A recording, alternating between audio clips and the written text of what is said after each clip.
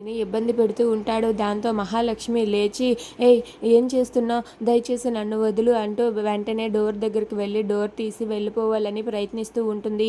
దాంతో అక్కడ ఉన్న చక్రి అయితే, "ఏయ్! ఆగు, నేను నీ భర్తని, నీకు అలా అరిచే హక్కు లేదు. నేను ఇప్పుడు వెంటనే నిన్ను నా సొంతం చేసుకుంటాను" అని చెప్పి చక్రి అంటాడు. దాంతో మహాలక్ష్మి అయితే, "దగ్గరకు వస్తే చంపేస్తాను" అని చెప్పి అంటుంది. ఇక వెంటనే చక్రి అయితే, "మన ఇద్దరం భార్యాభర్తలం, కలిసి ఉంటే తప్పేంటి" అని చెప్పి చక్రి అలా మహా దగ్గరకు వస్తూ ఉంటాడు.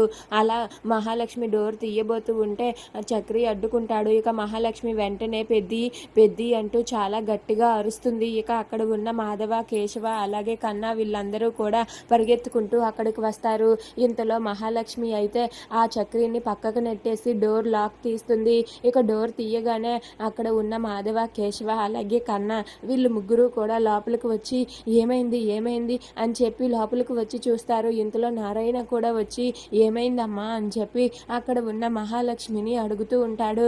దాంతో అక్కడ ఉన్న చక్రి ఫుల్గా తాగి ఉండడం చూసి అక్కడ ఉన్న మాధవ అయితే కంగారు పడుతూ ఉంటాడు.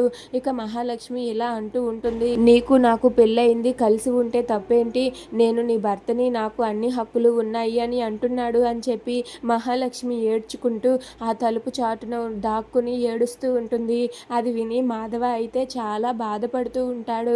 దాంతో నారాయణ వీళ్ళందరూ కూడా చాలా కోపంతో రగిలిపోతూ ఉంటారు. ఇక చక్రి అయితే తాగిన మత్తులో ఉండి మహాలక్ష్మి విషయంలో ఎలా ప్రవర్తిస్తున్నాడో తెలియక తనైతే చాలా విర్రవీగిపోతూ ఉంటాడు.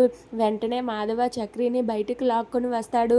బయటికి లాక్కొని వచ్చి, "ఏంట్రా పశువులా ప్రవర్తిస్తున్నావేంటి" అని చెప్పి మాధవ అడుగుతూ ఉంటాడు. ఆ మాట వినగానే చక్రి అయితే, "నా ఇష్టం, నా భార్య, పెళ్ళి పెటాకులు లేనోడివి, నా గురించి నీకేం అర్థమవుతుందిలే" అని చెప్పి చక్రి అంటాడు. ఆ మాట వినగానే మాధవ అయితే ఒక్కసారిగా షాక్ అవుతాడు. దాంతో మహాలక్ష్మి వీళ్ళందరూ అలా చూస్తూ ఉంటారు.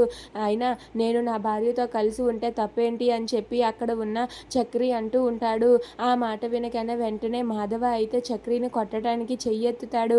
దాంతో చక్రి కూడా మాధవాన్ని కొట్టడానికి చెయ్యెత్తుతాడు. అలా మాధవ చెయ్యెత్తేసరికి చక్రి కూడా వాళ్ళ అన్నయ్యని కొట్టడానికి చెయ్యెత్తుతాడు.